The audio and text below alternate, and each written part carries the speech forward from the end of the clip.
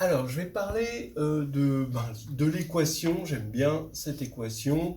M puissance Q égale A. A, c'est une matrice fixée. On va partir de Mn de C. Et on veut donc finalement trouver des solutions. On ne les veut pas toutes, ça ce serait peut-être un peu ambitieux, mais on veut trouver des solutions.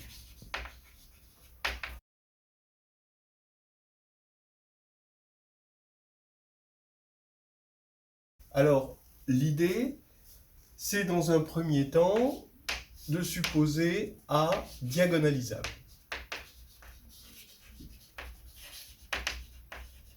Quelle est l'idée? Pourquoi A diagonalisable? Parce que dans C, on sait résoudre une racine QIM, on sait que, en tout cas, ça existe. On a même toutes les solutions.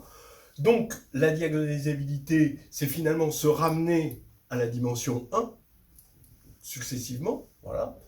Et bien, bon, dans ce cas-là, c'est bon parce que on va avoir A égale P fois une matrice lambda 1, lambda n, 0, 0, P moins 1. Et si je prends mu i tel que mu i puissance q égale à lambda i, j'ai qu'à poser m égale p mu 1 mu n 0, 0, p moins 1 pour avoir que mq est égal à p, les mu i, la matrice des mu i puissance q p moins 1, parce que la puissance q, ça commute avec la conjugaison, et donc je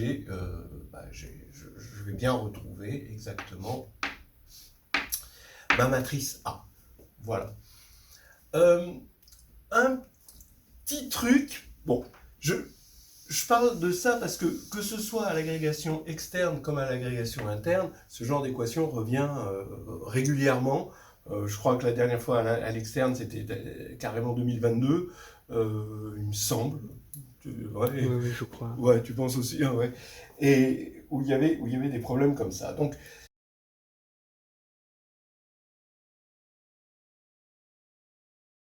voilà, c'est quand même bien de savoir un petit peu toutes les possibilités qui peuvent nous tomber dessus. Et parmi ces possibilités, supposons qu'on soit sur un corps, on va supposer qu'on est sur un corps, un sous-corps de C, et cette fois-ci, il y a un challenge supplémentaire, c'est que il faut trouver M. Donc A est dans Mn de K, et il faut trouver M dans Mn de K.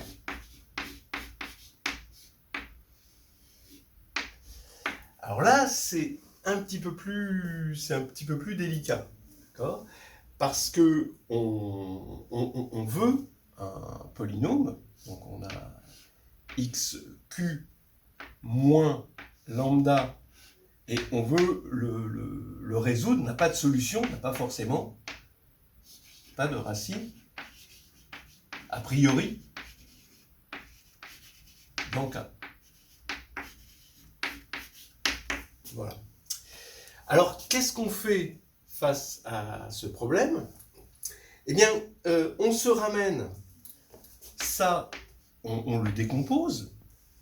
On va supposer, donc, a priori que lambda est... Bon, si lambda égale 0, il n'y a pas de problème, il y a une racine. Si lambda est différent de 0, ça va se décomposer, et ça va se décomposer en produit de polynômes PI qui sont dans K de X et qui sont irréductibles. Avec une multiplicité 1, parce qu'il n'y a pas de racine multiple à partir du moment où lambda est différent de 0. Donc ici, on va avoir que xq moins lambda est égal au produit de certains pays.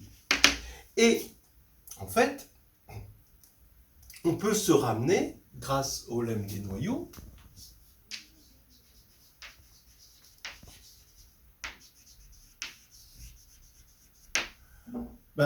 l'endomorphisme canoniquement associé à M, je sais pas, je vais l'appeler UM, dans Kn, eh bien, il va être annulé finalement. On va avoir du x. Bon, je me ramène au cas où on a juste le problème en lambda. Et on se ramène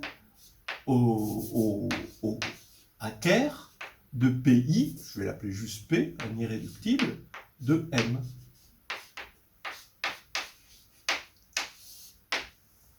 Alors, qu'est-ce qui se passe? Donc là c'est intéressant de voir ce qui se passe sur Ker de P de M quand P est irréductible.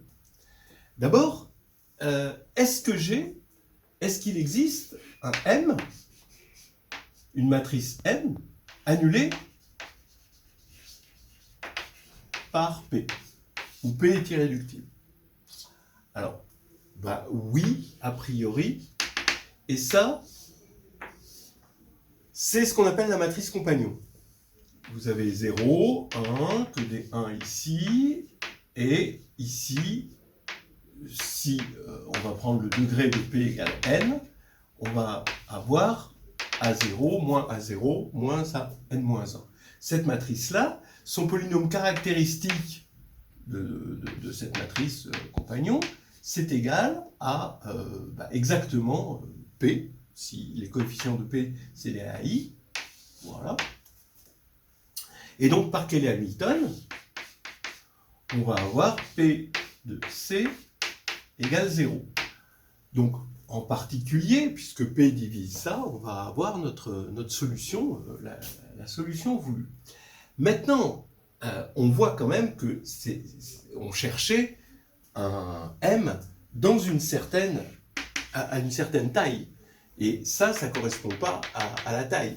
Alors on se dit, on pourrait mettre plusieurs matrices compagnons comme ça, en diagonale par bloc, mais le problème, c'est que la taille, elle sera multiple de cette diagonale. Eh bien oui, on voit que c'est une condition suffisante, eh bien, on peut montrer que c'est une condition nécessaire à avoir une telle solution. Pourquoi? Donc condition nécessaire. Donc si, avec P irréductible, d'accord, j'ai P de M égale 0, avec M dans Mn de K, alors le degré de P divise N. Ça, c'est intéressant. Pourquoi? Parce que je vais regarder sur... j'ai mon espace, E, sur lequel M agit. Donc, il est de dimension, la taille, il est de dimension N. Donc, E, c'est finalement Kn. Et M agit, bien sûr, hein, donc M, V, c'est M fois V, hein, finalement. Il agit sur l'espace. Maintenant, j'affirme que le corps K de X quotienté par P, comme P est irréductible, ça c'est bien un corps, je l'appelle L, d'accord? Eh bien, il agit aussi sur E. C'est-à-dire que je vais avoir ici à P bar, non, Q bar, pardon, Q bar, sur V. Qu'est-ce que ça va être? Ça va être Q de M, V. Comme M agit sur V, Q de M, V, ça a bien un sens. Ça ne dépend pas de la classe modulo P, puisque P annule M, ici. On a une annulation, donc ça ne dépend pas. Et donc, ça veut dire que E possède une structure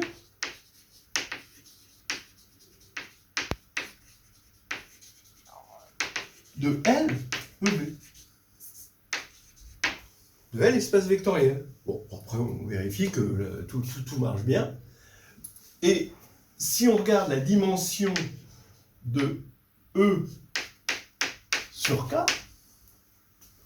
eh bien, c'est la dimension de E sur L multipliée par la dimension de L sur K.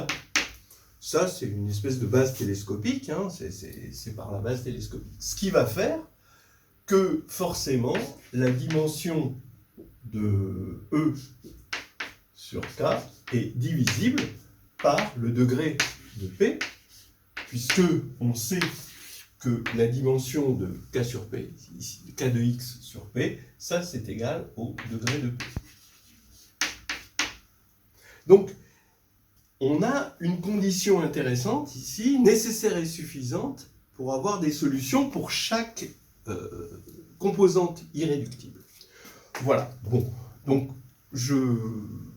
voici le cas diagonalisable. Maintenant, on va regarder un cas plus général. Et là, on va voir que dans un cas général, il n'y a pas toujours des solutions. Et ça, justement, il me semble que c'est dans le problème de 2022 de l'externe. Donc, cas sans solution. Eh bien, c'est si 0 est dans le spectre de A. Alors, vous allez me dire, si c'est la matrice nulle, bon, il y a des solutions. Mais si c'est nilpotent, alors il faut faire attention. C'est-à-dire que, imaginons, donc 0 est dans le spectre de A, quitte à utiliser le lemme des noyaux et de restreindre ça sur un sous-espace stable, on peut se ramener au cas où A est nilpotent. Et quand A est nilpotent, donc on va prendre A égale N, eh bien il y a des problèmes. Et il faut bien avoir conscience du problème, donc N nilpotente. Et le problème de la nilpotence, c'est qu'on sait que N, toute matrice nilpotente, quelle que soit A, on va prendre B nilpotente, B puissance N est égal à 0. Donc, si je prends M, Q égale N, alors M, N sur Q, et je vais prendre la partie entière supérieure, je mets ça à la puissance Q, donc ça va être M puissance, forcément N ou N plus 1, ici, et comme M est nilpotente, puisque N est nilpotente, ça fait 0. Ça veut dire que maintenant, M puissance Q puissance ça est égal à 0. Donc ça veut dire que N puissance N sur Q est égal à 0. Donc ça veut dire que on ne peut pas résoudre l'équation n'a pas de solution à partir du moment où on n'a pas cette condition. Or, nilpotente, ça implique que n puissance n égale 0, mais ça c'est beaucoup plus petit a priori que n. Donc, une matrice par exemple, qui est comme une matrice de Jordan, donc ici, si je prends une matrice qui est d'indice nilpotence maximale, n, donc le bloc de Jordan, si Q est strictement supérieur à 1, il n'y aura pas de solution, forcément. Alors, maintenant, donc, il ne faut pas que 0 soit spectre de A. Et maintenant, on va regarder le cas où 0 n'est pas dans le spectre de A, ce qui veut dire que A est inversible. Si A est inversible, on va être dans le C, hein. Si A est inversible, alors il suffit maintenant, regardez, on cherche M puissance Q égale A. A, eh bien, c'est D plus N. D a le même spectre que A, ça c'est la décomposition de Dunford. On a A ici, qui est 0 n'est pas dans le spectre de A, donc 0 n'est pas dans le spectre de D, et D est donc inversible. Ce qui fait que je peux mettre ici en facteur IN plus d-1 n. Donc ça, c'est ce qu'on appelle la décomposition multiplicative de Dunford, avec une diagonalisable et un nilpotent. Ici, bah, un unipotent, pardon. Et ici, comme d et n commute, ça c'est nilpotent. J'ai traité le cas diagonalisable, et ici, je peux prendre donc une matrice delta, telle que delta puissance q égale d. Et maintenant, j'ai plus qu'à trouver une matrice, on va dire V, telle que V puissance q égale IN plus... Bon, bah celle-là, je vais quand même l'appeler... je vais la renommer N ici, parce qu'elle est nilpotente, donc voilà.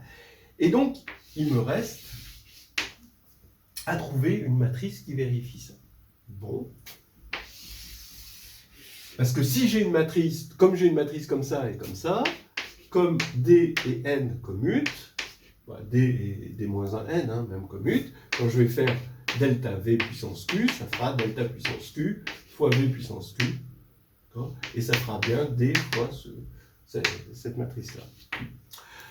Donc j'aurai gagné, et il suffit de prendre une racine énième ici. Alors là, la tentation ici, c'est de prendre la racine énième par Taylor. C'est-à-dire que je vais regarder mes coefficients binomiaux alpha k. Alors c'est alpha moins 1, alpha moins k plus 1 sur factoriel k. Je vais prendre la racine énième ici et prendre un développement de Taylor. Et ce que j'ai envie de montrer, on veut montrer que si je pose m est égal à in plus alpha 1, alors je vais poser alpha égale 1 sur q, comme ça je prends la racine qm, alpha 1 n plus alpha 2 n2 plus alpha n-1 n-1, et après c'est nul, d'accord? Que cette matrice-là, eh bien c'est bien la racine qm, on veut que m puissance q soit égal à in plus n. Par exemple, ah oui, si vous êtes en degré 2, pour n égale 2, et q égale 2,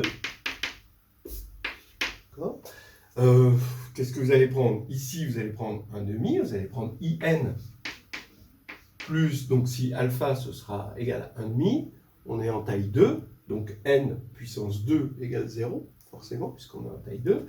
Vous allez prendre n sur 2, comme ceci. Ça va être le développement de Taylor tronqué. Ici, on met au carré, et bien évidemment, ça fait in plus n. C'est exactement ce qu'on veut. Donc I2 hein, plus n. Voilà. Donc il faut montrer ce truc-là, cette identité qui quand même est compliquée à démontrer. Donc là, il y a un petit lemme qui est très utile, qu'on va trouver dans Carnet de voyage en analysant, qui dit la chose suivante, qui dit que si P est un polynôme, on est sur R de x, d'accord, et que P de x, en tant que fonction réelle de x, c'est un grand taux de xn, alors grand xn divise P. Ça a l'air de rien, mais c'est exactement le sésame qui permet de passer de la fonction polynomiale, là où vivent les formules de Taylor, au polynôme, là où vit l'arithmétique et la divisibilité, la division euclidienne et tout le bazar. Donc ça, c'est important. Et la preuve du lemme est facile, parce que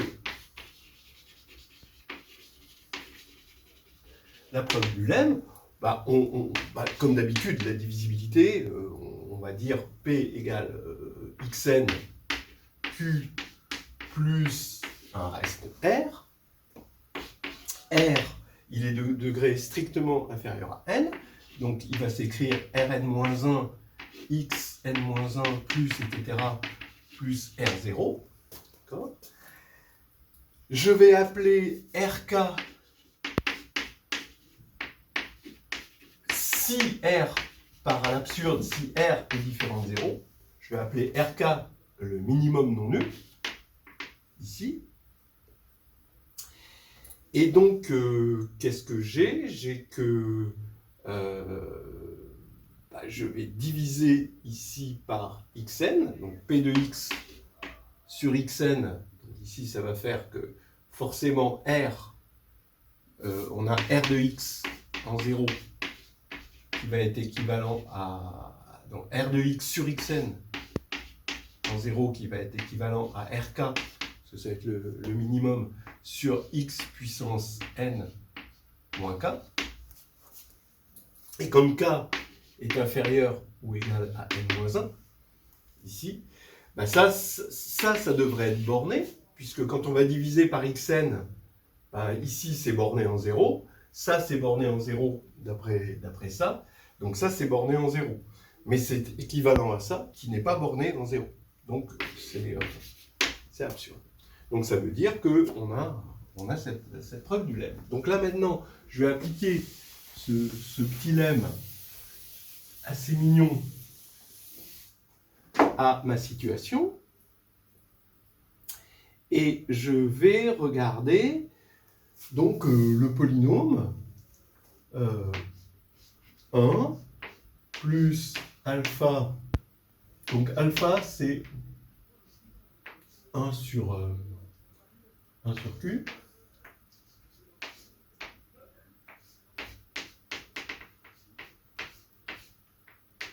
Plus alpha n-1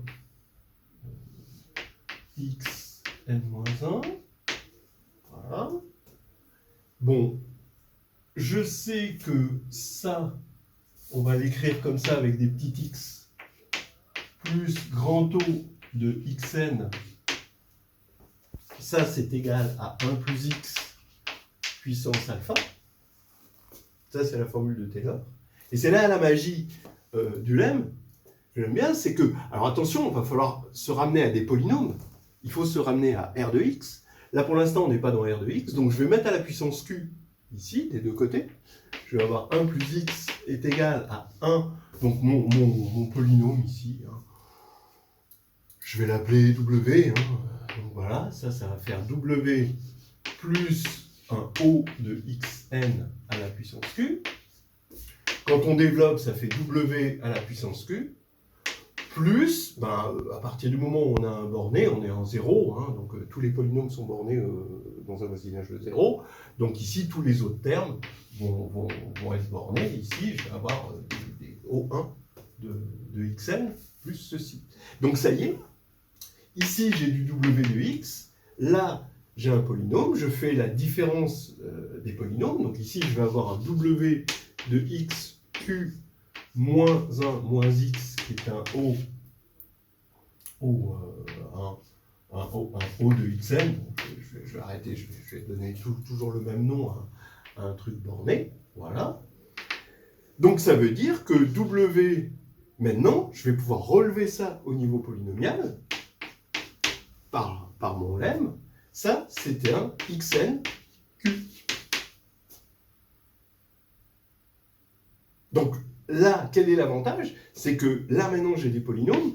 Donc je peux regarder... ici, j'avais reculé. Hein. Donc j'ai W puissance Q, ici, n moins identité moins n est égal à 0, puisque n, puissance n, j'ai évalué, ça vaut 0.